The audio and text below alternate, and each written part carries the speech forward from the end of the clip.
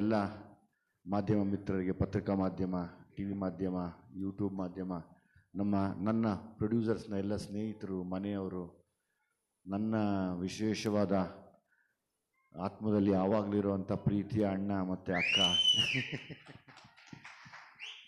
ಅದು ನನಗೆ ಎಕ್ಸ್ಪ್ರೆಸ್ ಮಾಡೋಕ್ಕೆ ಬರಲ್ಲ, ಆದರೆ ಅದು ಇಲ್ಲಿದೆ. ಈ ಉಸಿರಿರೋವರೆಗೂ ನಿಮ್ಮ ಮನೆ ಮೇಲೆ ಹೀಗೆ ಇರ್ತೀವಿ ನಾವೆಲ್ಲನೂ. Thank you very much. Thank you. Sir ಒಂದೇ ನಿಮಿಷ.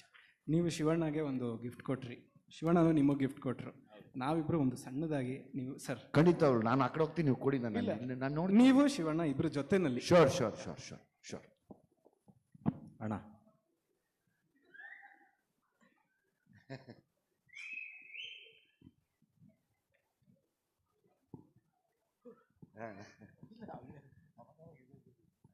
ಕರುನಾಡ ಚಕ್ರವರ್ತಿ, ಸ್ಯಾಂಡಲ್ವುಡ್ ಸಲಗ ಇಬ್ರು ಜೊತೆಲಿ ನಿಂತಿದ್ದಾರೆ.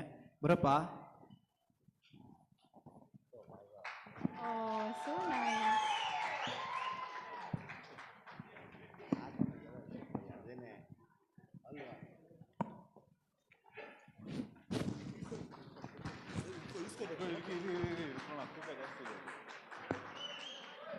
ಕೃಷ್ಣ ಅವರಾಗಲೇ ಹೇಳಿದ ಹಾಗೆ ಈ ಫ್ರೇಮ್ ನೋಡೋಕ್ಕೆ ಒಂದು ಖುಷಿ.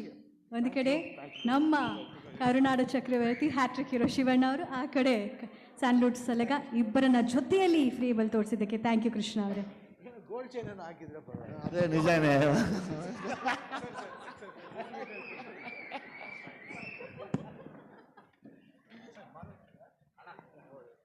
ಬಂಗಾರದ ಮನುಷ್ಯಂಗೆ ಯಾಕೆ ಬಂಗಾರ ಅಂತ ಯೋಚನೆ ಮಾಡಿದ್ದಾರೆ ಅವರಷ್ಟೇ. ಇಲ್ಲ, ಸಕ್ಸಸ್ ಮೀಟ್ ಕೊಡೋಣ ಅಂತಂದೆ.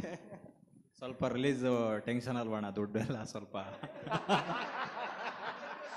ಇನ್ನು ನಮ್ಮ ಆರ್ ಎಸ್ ಗೌಡ್ರು ಬೇರೆ ಫೈನಾನ್ಸ್ ಇದೆ ಅಲ್ಲ, ಅದೆಲ್ಲ ಹೇಳ್ಬೋದು. ಯಾಕೆ ಅಂತಂದ್ರೆ ಎಲ್ರಿಗೂ ಗೊತ್ತಿರೋ ವಿಷಯಗಳು ಕೇಳ್ತಾರೆ, ಸರ್ ಎಷ್ಟಡಿ ಎಷ್ಟಿರುತ್ತೆ ಚೈನ್, ಅದು ಇಷ್ಟು ದನ ಇಷ್ಟ ಕರೆಕ್ಟಾಗಿ.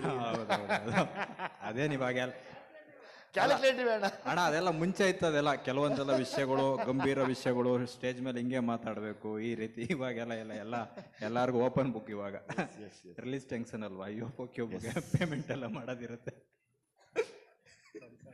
S, thank you so much. Thank you.